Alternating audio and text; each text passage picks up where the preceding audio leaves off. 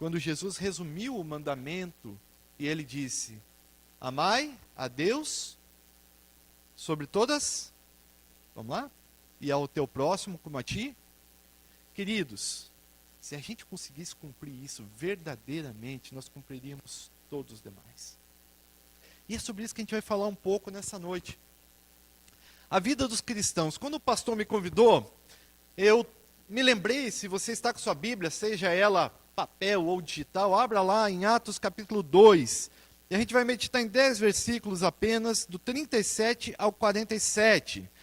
E a nossa palavra de hoje é isso, a vida dos cristãos. O que nós entendemos biblicamente? Eu não estou falando necessariamente da nossa denominação apenas, mas o que eu entendo que é bíblico em relação a como nós devemos viver e nos portar como igreja do Senhor Jesus Cristo. É sobre isso que a gente vai falar.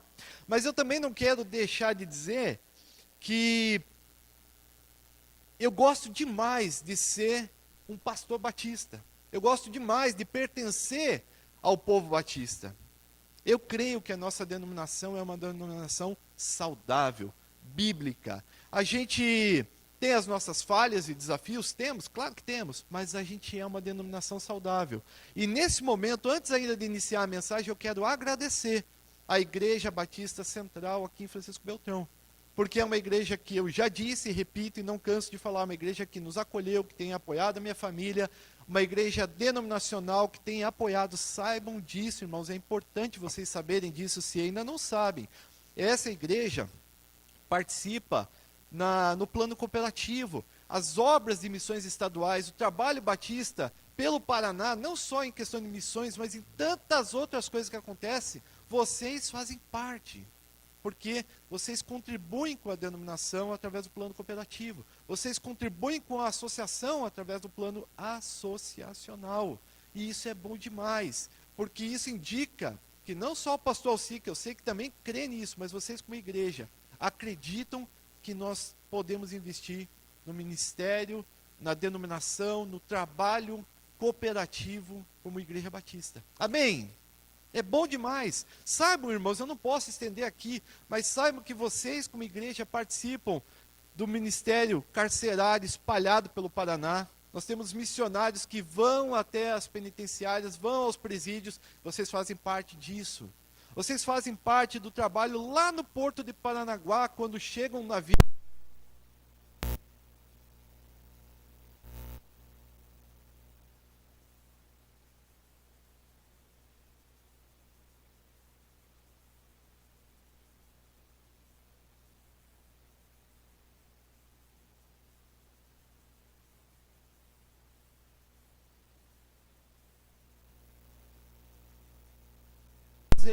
Eles novamente, a sociedade, vocês fazem parte disso. Vocês fazem parte do trabalho que nós realizamos com os indígenas, não só aqui no Sudoeste, mas em outras regiões do Paraná. Vou falar tanta coisa. Me lembro agora dos ciganos. Me lembro muitos outros ministérios, mas não vou estender. Vocês fazem parte disso. E aqui hoje, como coordenador da associação e coordenador de MDI, eu não posso deixar de falar para vocês. Muito obrigado em nome da Convenção Batista Paranaense pela participação de vocês na cooperação denominacional. Amém? Obrigado mesmo, de coração. Mas então eu queria compartilhar com vocês isso, esse texto aqui. A vida dos cristãos, uma igreja como a Igreja Batista Central. O que nós podemos destacar aqui de valores importantes em relação a viver como igreja e ser igreja. O livro de Atos, como nós também já falamos aqui em algumas EBDs, e eu volto a fazer propaganda da EBD, porque eu participo da EBD aqui e destaco, ela é excelente. A gente esses tempos estava falando, né, sobre alguns textos ali em Atos, e nós destacamos também que Atos é um livro interessante, porque ao ler o livro de Atos e chegar no seu último capítulo, você percebe que dá uma sensação de que a história deveria continuar. Ela foi simplesmente interrompida. E eu penso que isso pode ser até um fato proposital, inspirado pelo Espírito Santo. Por quê? Porque no meu modo de ver, o livro de Atos ele foi registrado até um determinado ponto, mas ele continua sendo escrito. Amém. Não é verdade, pastor? Queridos, eu e você continuamos escrevendo o livro de Atos. Atos dos apóstolos. Atos dos discípulos de Jesus. A cada dia. A minha vida e a sua vida escreve essa história. E o livro, ele conta ali nos capítulos iniciais a ascensão de Jesus, a escolha de Matias, a vinda do Espírito Santo ali em Pentecostes. E aí eu quero chegar nesse ponto. De repente abre um discurso, e o discurso de Pedro. E quem não leu, não vou ler esse discurso aqui, mas quem não leu, vale a pena.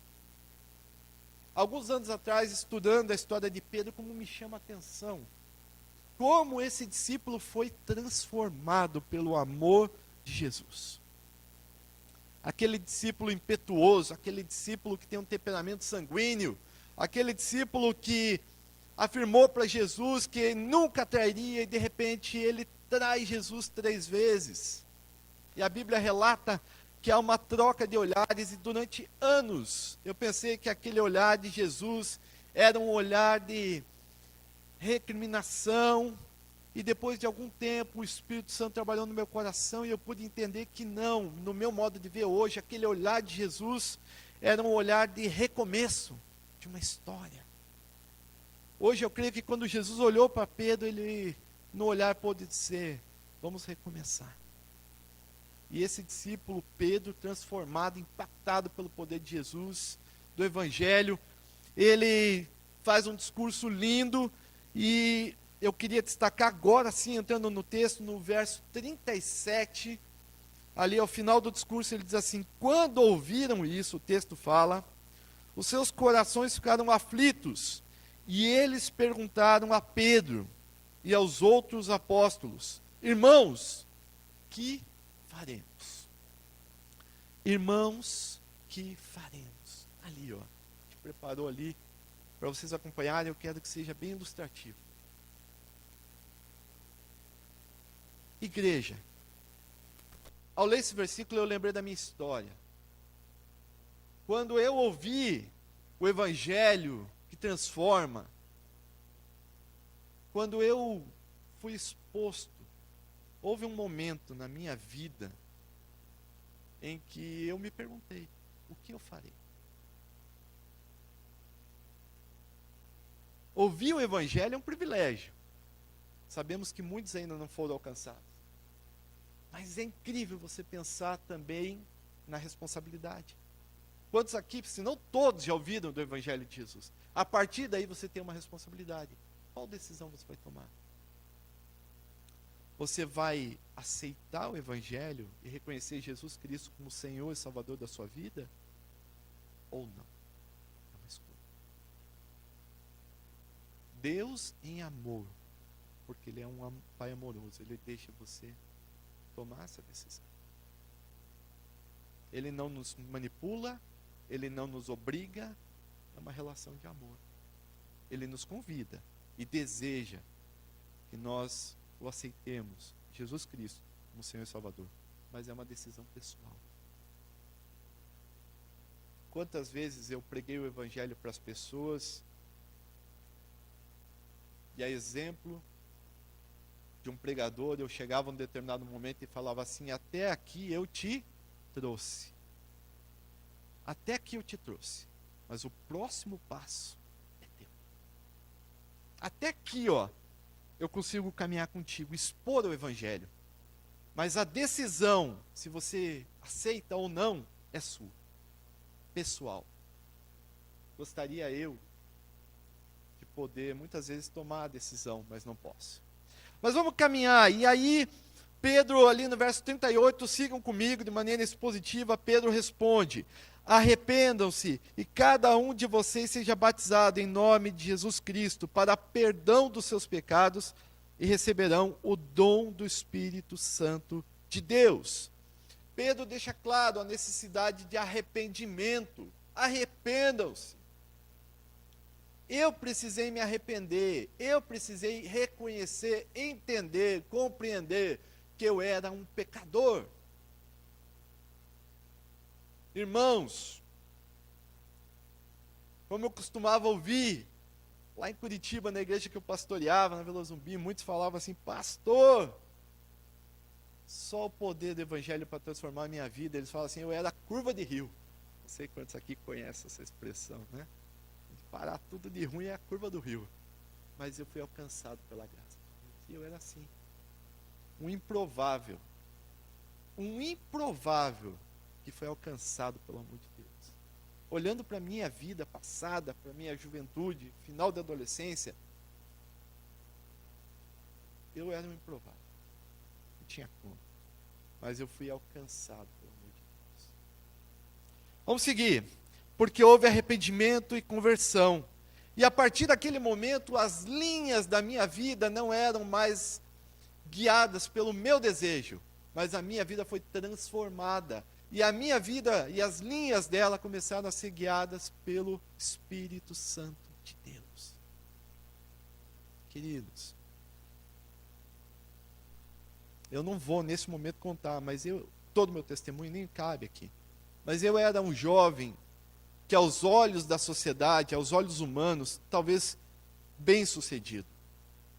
Conquistei muitas coisas rapidamente na minha vida.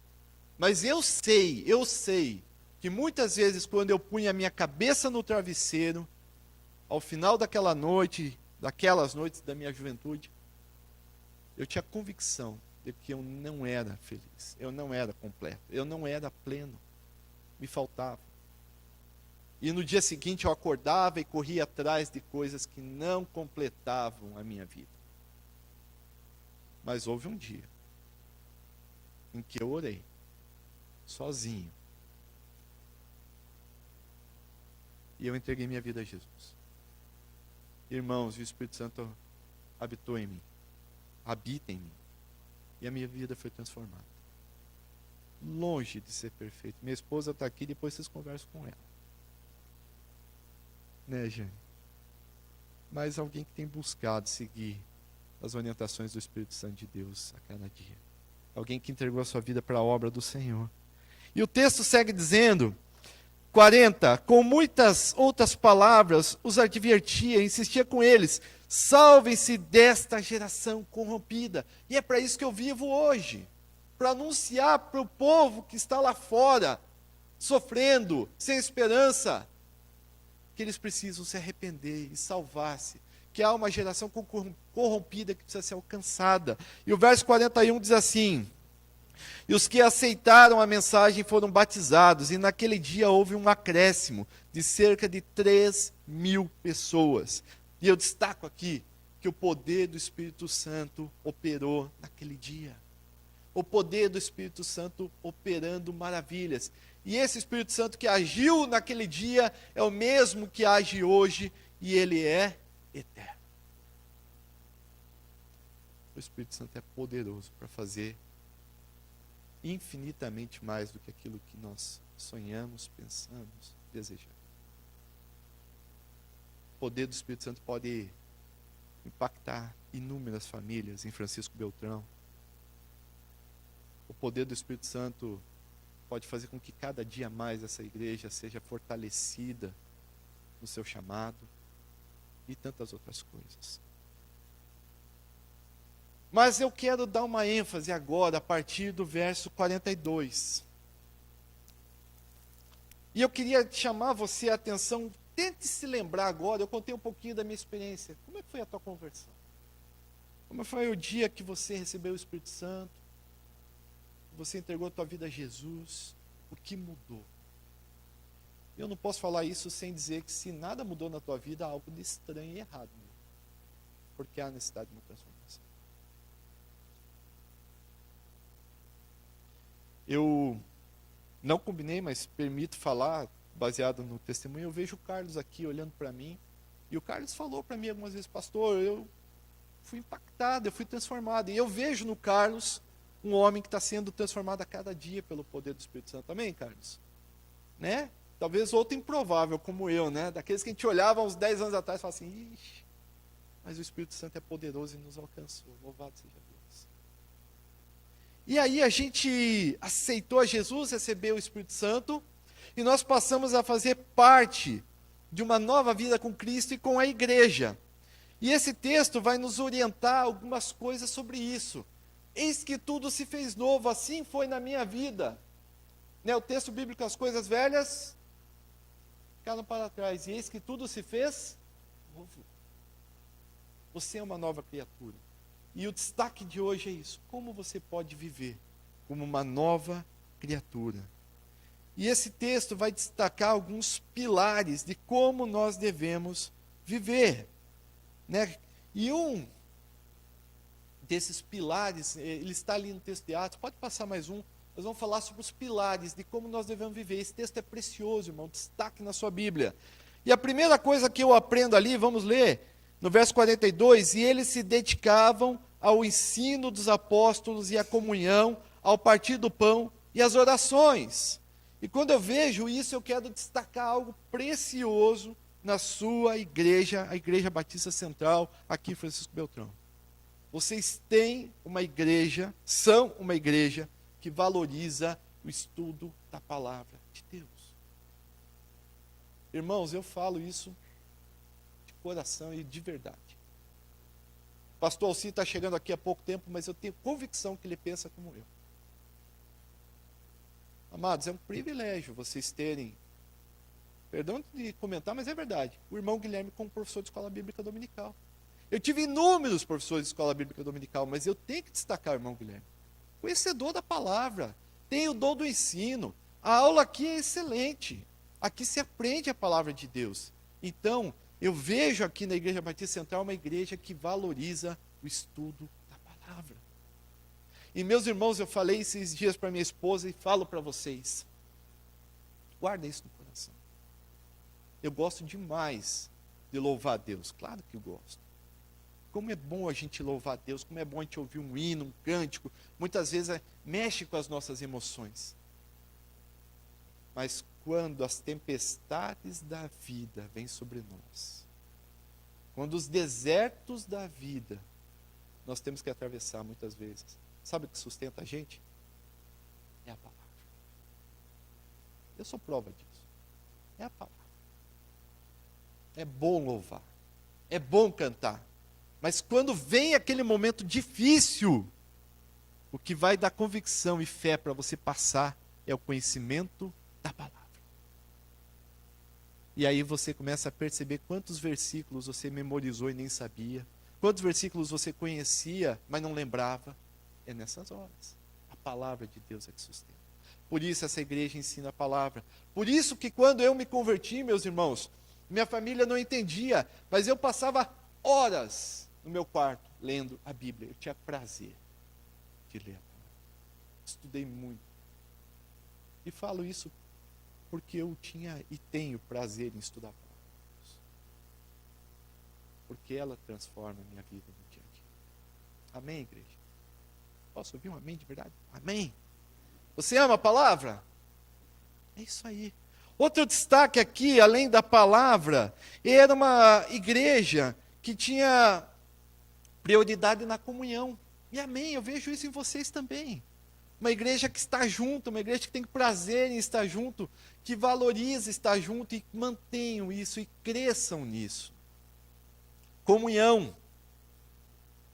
Comunhão aqui, mas comunhão em casa, comunhão nos dias de aniversário, comunhão no churrasco, louvado seja Deus pelos churrascos também, né? Nós gostamos, né, irmão Cícero? É isso aí, ó.